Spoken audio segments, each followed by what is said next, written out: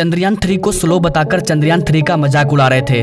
जब नासा ने बताया इसरो का सच, इसरो का प्लान, तो हैरान रह गए लोग, खामोश रह गए हंसने वाले, बोलती बंद हो गई उनकी।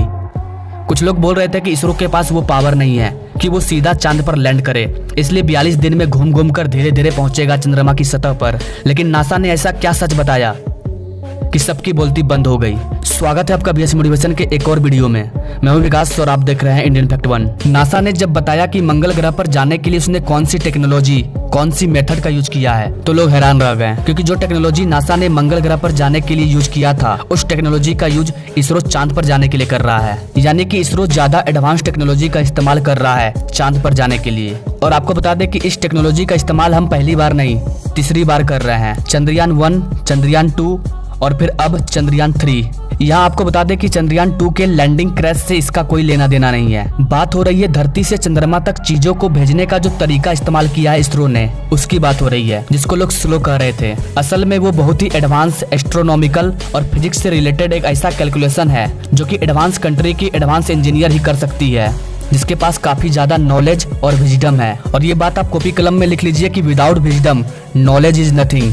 एक्चुअली में गाइस, अगर मानव को किसी और दूसरे ग्रह पर जाना है, एक लंबी दूरी तय करनी है, अभी तो सिर्फ चांद पर जाया जा रहा है, इसके बाद जब हम मार्स पर जाएंगे या जुपिटर पे जाएंगे या अलग अलग ग्रहों को एक्सप्लोर करना होगा। इवन धरती के वैज्ञानिकों ने हब्बल टेलीस्कोप की मदद से और अभी जो नया टेलीस्कोप आया है जेम्स वेब टेलीस्कोप, इसके माध्यम से ऐसे ग्रहों को खोज लिया है जहां पानी मौजूद है, जो कि अर्थ लाइक्स प्लैनेट में गिने जा रहे हैं। यानी कि पृथ्वी जैसे प्लैनेट्स मौजूद हैं इस यूनिवर्स में, और अगर हमें उनका एक्सप्लोरेशन करना है तो हमें अपनी एस्ट्रोनॉमिकल कैलकुलेशन, फिजिक्स से रिलेटेड कैलकुलेशन को एकदम सटीक रखना होगा। बात जब रॉकेट फायर की आती है अर्थ के सरफेस से सीधा चांद के लूनर सरफेस में जाने की, यानी कि वो हाईवे जिसका आखिरी मंजिल चंद्रमा हो, तब नासा ये खुलासा करता है कि उसके पास काफी स्ट्रॉन्ग इंजन की टेक्नोलॉजी है और वो उस रॉकेट से चांद पर सीधे अपने एस्ट्रोनॉट्स को या किसी भी इक्विपमेंट को सीधे भेज देता है। बट उसमें खर्चा भी बहुत ज्यादा आता है। लेकिन बात सिर्फ खर्चे की नहीं है। नासा ये कहता है कि नासा के पास चांद तक पहुँचने के लिए ताकतवर रॉकेट तो मौजूद है, लेकिन नासा को अगर मंगल तक जाना होता है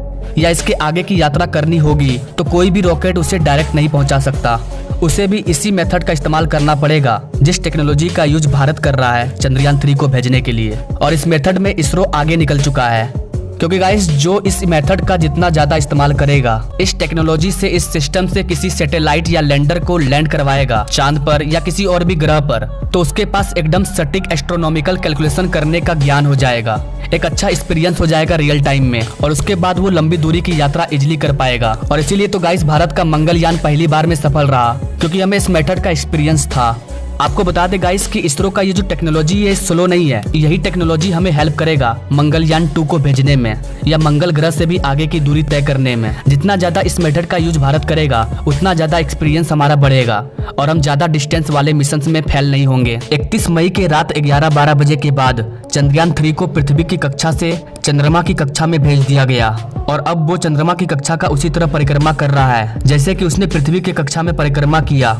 और अब चंद्रयान 3 चंद्रमा की कक्षा में परिक्रमा करते करते धीरे धीरे 100/100 के फॉर्म में चंद्रमा से उस ऑर्बिट में पहुंचेगा जो ऑर्बिट चांद के बेहद करीब है, और लैंडर को अलग करेगा प्रोपल्शन मॉड्यूल, और फिर लैंडर धीरे धीरे चंद्रमा की सतह पर लैंड करेगा। इन सब के लिए बहुत ही स्ट्रॉन्ग कैलकुलेशन की जरूरत होती है। अगर थोड़ी सी भी मिस्टेक हुई तो सारा प्लान फ्लॉप हो जाएगा। और जिस मेथड का यूज इसरो कर रहा है, ये मेथड हमारे वेद पुराणों में पहले से वर्णित है।